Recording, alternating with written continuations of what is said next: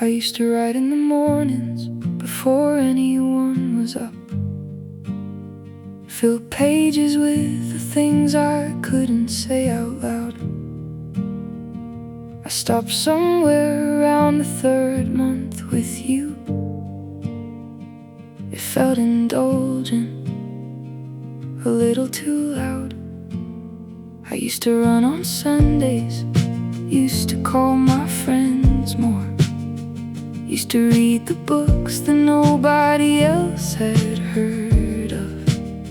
I had a whole interior world running parallel, and I let it quietly go without a word of. I don't know if it was you or just the gravity of us, the way a relationship can swallow a whole life. I only know I looked up after all that time together, and my hands had nothing in them anymore to write.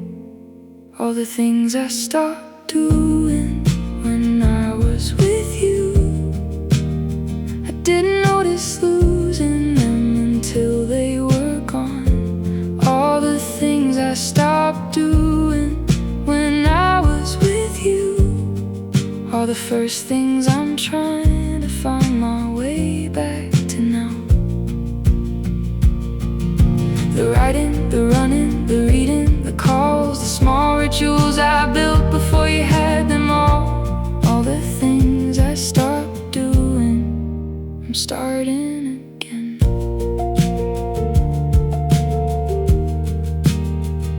I opened a notebook this morning, it smelled like before you, like who I was when all I had was time and no one waiting. I wrote 3 sentences and then I sat there crying, crying for the version of me I'd been vacating. It wasn't your fault, it was nobody's really. We just took up all the space and left no room for the people that we were before we found each other. Now I'm trying to remember who that person was by noon. All the things I stopped doing when I was with you, I didn't notice losing them until they were gone. All the things I stopped doing when I was with you are the first things I'm trying to find my way back to now. This is what healing looks like for me. Not grand gestures or dramatic declarations, just getting back to basics, just sitting with myself and letting it be quiet, just picking up the pen again, just lacing up the shoes and going. Just a Sunday morning with no obligations, just slowly, slowly, slowly growing, slowly growing back to me.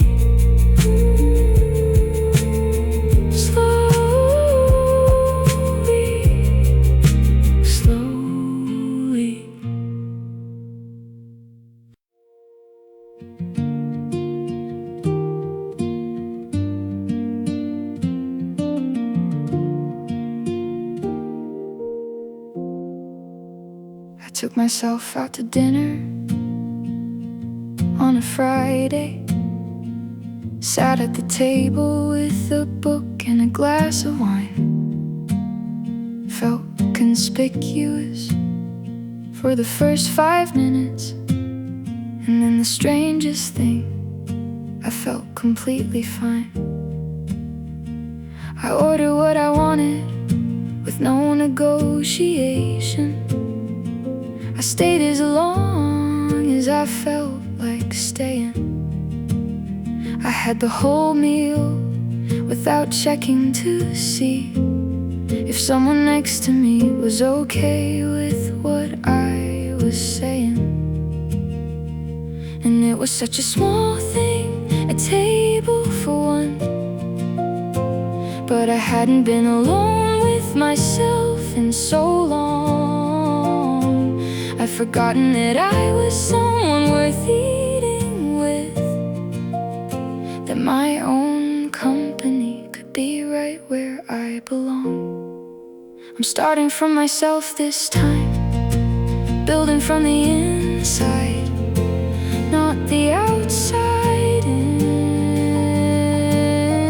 I'm starting from myself this time, learning what it feels like to be my own beginning. Not waiting for someone else to tell me who I am, not building myself around another person's plan. I am starting from myself this time, and it's the most terrifying, freeing thing. I've been asking myself the questions I forgot to ask, like what do I believe, and what do I want from this? Not from a relationship, not from someone else, but from the days ahead, and from the life I live. Small things first, I wrote a list of things I like, 5 songs, 3 places, what I want for my mornings, and reading my own handwriting on that paper felt like a reintroduction without warning. I'm starting from myself this time, building from the inside, not the outside in.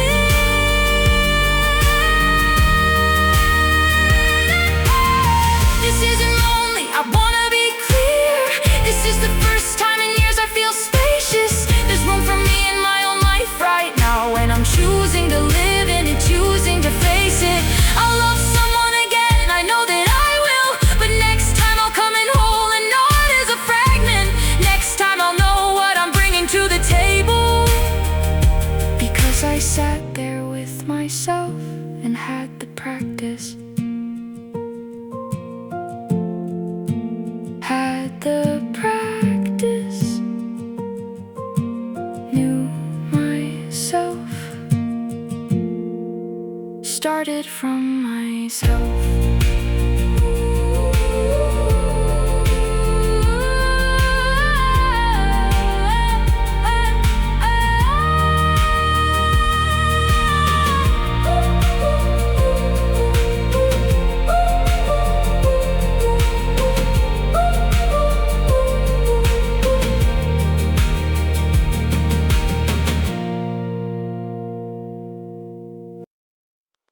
Still my camera roll, scrolling down to find something else, and there we are, still smiling. 340 photos above it before I reach the ones of us, and it's always a small surprise. Even though I know they're there, the algorithm doesn't warn you when you're about to see your own before. Before the after, before the knowing, before the smile that didn't know the score. I've thought about archiving the folder, hiding it somewhere I can't stumble into, but hiding feels like lying, and I can't lie about what we were. The last photo of us, we didn't know it was was the last photo of us. We were still laughing. We didn't know that last Tuesday with the bad lighting and the too much food and the tired eyes would be the image the whole thing ends on. We didn't know enough to make it nice. I used to look at it a lot at first, then train myself to scroll past faster. Now I can make it all the way to May without it catching me after. But some days it finds me anyway, usually when I'm looking for something different. A receipt, a screenshot, a map, and there's your face still present. Still mid-laugh at something I can't remember. Still unaware of what comes next. Still in the last photo of us.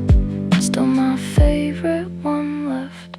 I've thought about archiving the folder, hiding it somewhere I can't stumble into.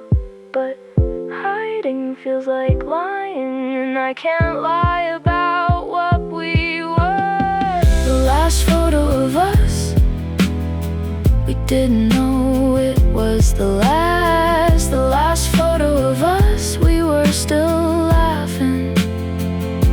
We didn't know.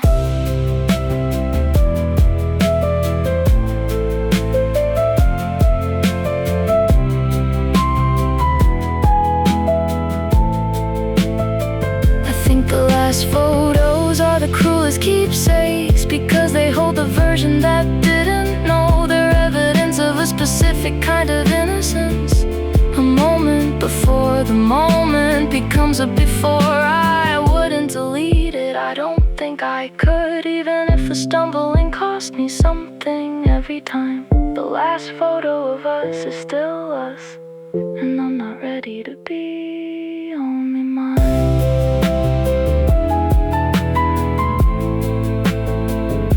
We didn't know.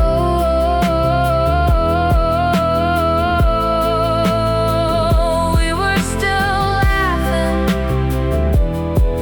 Still us. Still then.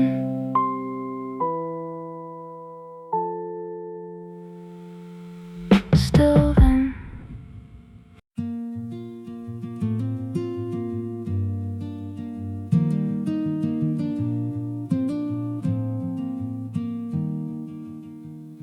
I used to write in the mornings before anyone was up.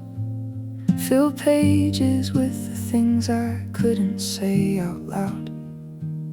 I stopped somewhere around the third month with you. It felt indulgent, a little too loud. I used to run on Sundays, used to call my friends more, used to read the books that nobody else had heard of. I had a whole interior world running parallel, and I let it quietly go without a word of. I don't know if it was you, or just the gravity of us, the way a relationship can swallow a whole life. I only know I looked up after all that time together, and my hands had nothing in them anymore to write. All the things I stopped doing when I was with you, I didn't notice losing them until they were gone. All the things I stopped doing when I was with you are the first things I'm trying to find my way back to now. The writing, the running, the reading, the calls, the small rituals I built before you had them all. All the things I stopped doing, I'm starting again.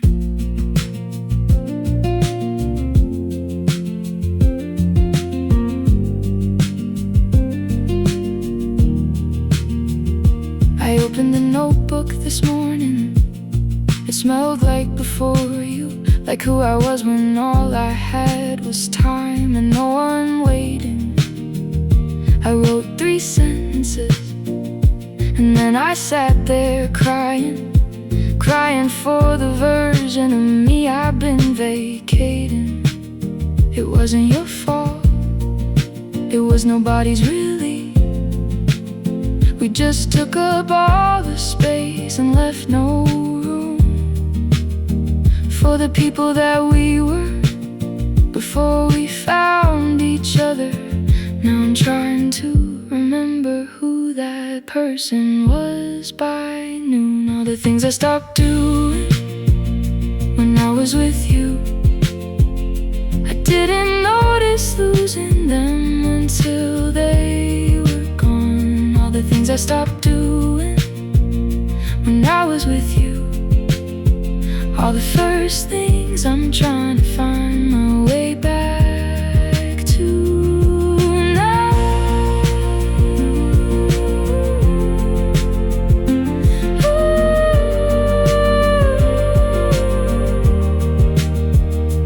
This is what healing looks like for me. Not grand gestures or dramatic declarations, just getting back to basics. Sitting with myself and letting it be quiet. Just picking up the pen again, just lacing up the shoes and going. Just a Sunday morning with no obligations, just slowly, slowly, slowly growing.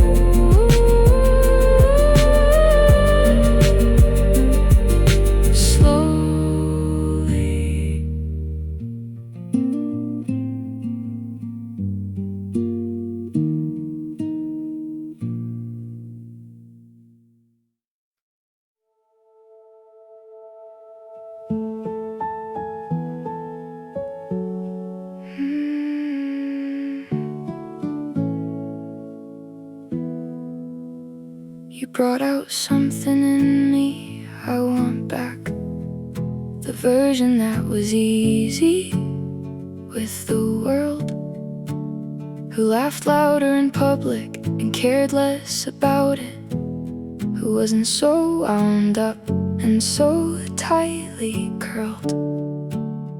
I was braver when I had you to come home to. The risk felt smaller when you were the safety net. I started things I never would have started, and finished things I'm grateful for. And yet now you're gone, and so is that version. And I don't know if it was you or just the time, or if that person lives in me somewhere still, just waiting for the right conditions to find. I miss the me that you brought out more than I thought I'd miss anything about this. I miss the me that you brought out, the one who walked into a room like they were enough. I'm trying to be that person without the reason you gave me. I'm trying to find that feeling from the inside out. I miss the me that you brought out, and I'm scared I left her somewhere in the past. Maybe every person we love becomes a mirror, showing back us how we couldn't see ourselves. Maybe you were showing me a real part of me, not something built from you, but something else. Maybe if I look at it correctly, you didn't give me something that's now yours to take. Maybe you just pointed at a window, and the view was always mine to contemplate. Oh, I miss the me that you brought out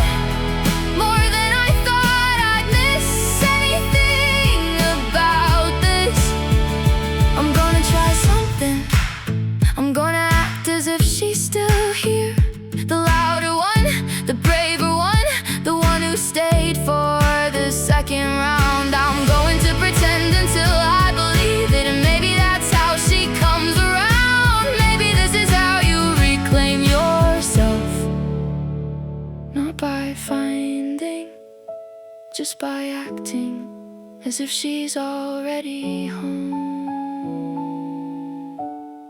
Already home.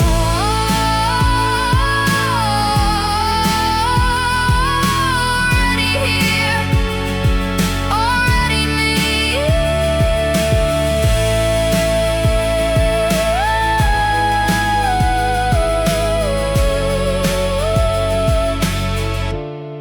Already me.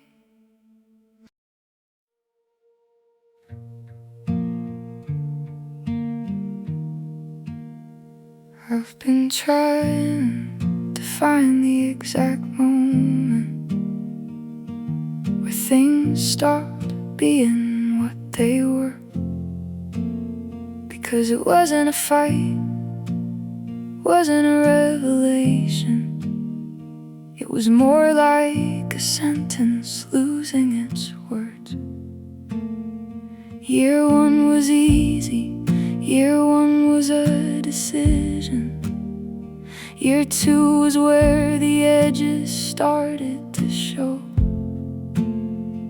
The small incompatibility stacking, the kind of thing you only know once you know. I don't have a villain in this story. I don't have a day circled on the calendar. I just have a collection of ordinary moments that I look back on now and understand were it. I lost the plot somewhere in year two, not with a bang, more of a gradual drift.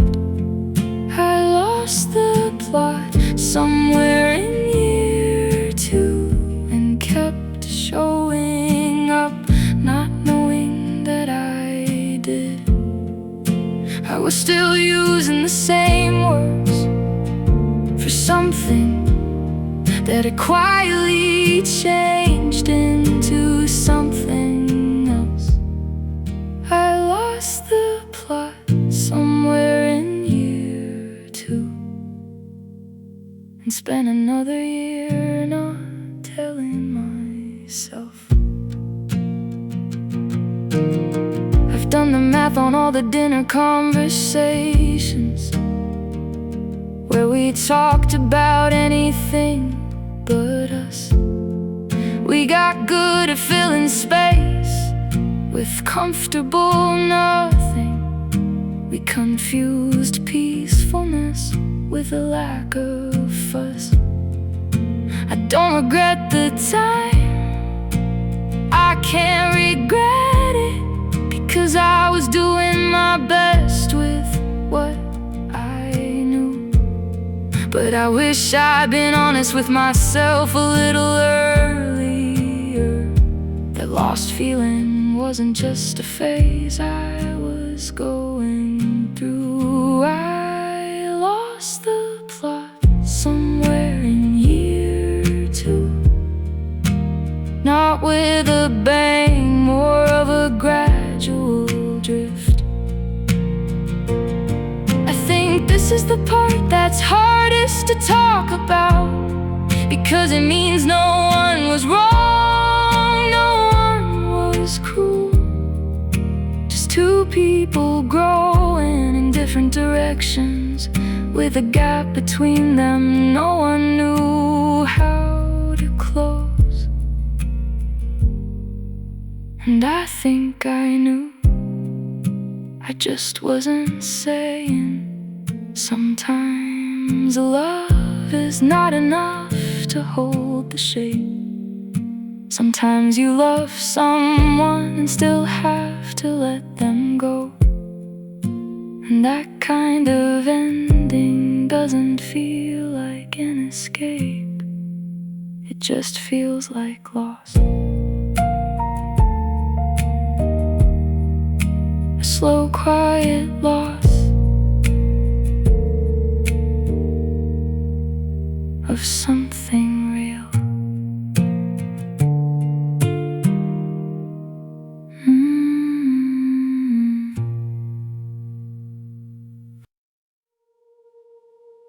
I deleted the conversation this morning.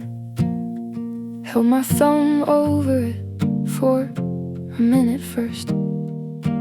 Scrolled back to the beginning just to see it. The first message, something simple, just the worst.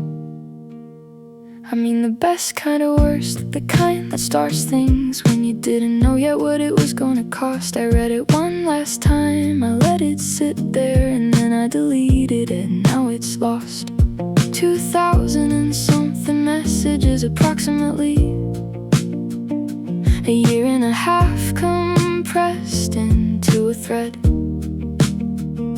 The jokes, the voice notes, the long honest ones at midnight. The last one sitting there still unread. I deleted the conversation, but I didn't delete the person. I deleted the evidence, but not the weight. I deleted the conversation, and my phone felt lighter for about a minute, and then my chest remembered what I couldn't erase. I deleted the conversation, 'cause I needed to stop having it available. I deleted the conversation. The conversation was already in my memory anyway. People talk about closure like it's a thing you find at the end of a process that takes a certain time. But I've been through the process, and I've done the steps, and closure is more like choosing to stop the climb. The conversation wasn't helping me move forward. Having it there was like a door I kept reopening. I needed to close the thread, to close something bigger. I needed to stop the access, stop the hoping. I deleted the conversation, but I didn't delete the person. I'm keeping the things I learned from all that talking. The understanding of myself I only got from us. I'm keeping the version of me that showed up fully, the part that wasn't guarded, the part that trusted. I don't delete the lessons, only the location. I'm not erasing you, I'm changing where you live. You're in the part of me that knows itself better, not the part that waits for you to give. Not the part that waits. You live somewhere else now, somewhere quieter, somewhere I can be fine.